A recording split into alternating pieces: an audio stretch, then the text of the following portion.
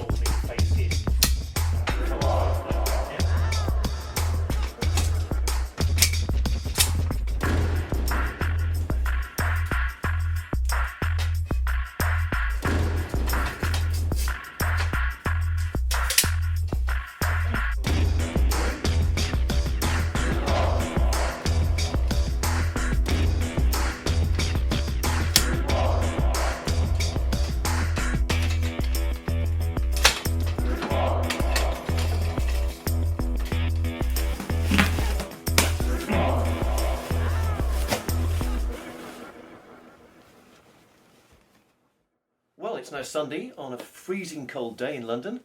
The booth is finished, as you can see, so let's go inside and do some recording. So, here we are inside the booth, and I've got everything I need for my recording.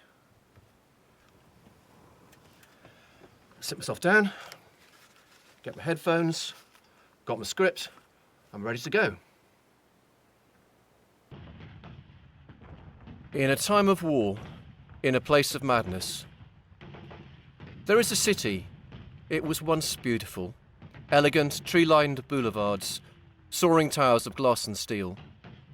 The beautiful waterfront with its coffee shops and restaurants. Then came the war. It's not even clear how the war started, but now, after years of fighting, the city lies in ruins, and the enemy is at the gates.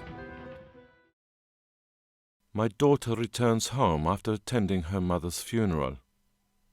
She came not to pay her respects, but to show her contempt. After 15 years of absence, she still bears resentment.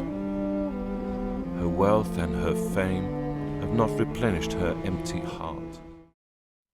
Okay, we're continuing from page 30, top of the page, from Believe, in your own time. Believe. If you listen to only one chapter from this section, this should be it. Believe in your staff, every one of them, even the most difficult. Why?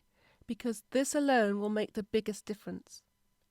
When I ask participants on my workshop, what did the best manager you ever worked under do? This is always the top answer.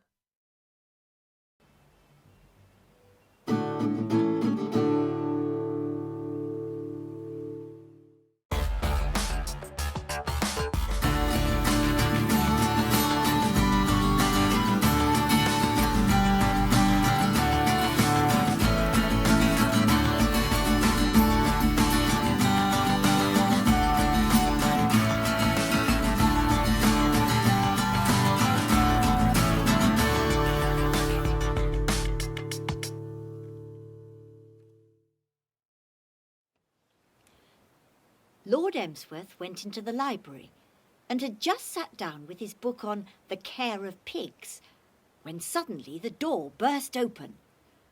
Clarence, the most dreadful thing has happened. Oh, for pity's sake, stop doddering and listen to me. That man is here. That man of Jane's. The man I told you about. Eh? What man? Lady Constance sat down and wearily embarked on her explanation, like a schoolmistress to one of the duller members of her class.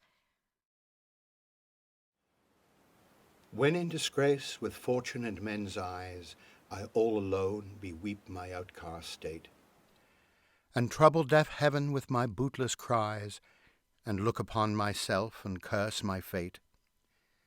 wishing me like to one more rich in hope, featured like him with friends possessed, desiring this man's art and that man's scope, with what I most enjoy, contented least. Yet in these thoughts, myself almost despising, haply I think on thee, and then my state, like to the lark at break of day arising from sullen earth, sings hymns at heaven's gate. For thy sweet love remembered such wealth brings, that then I scorn to change my state with kings.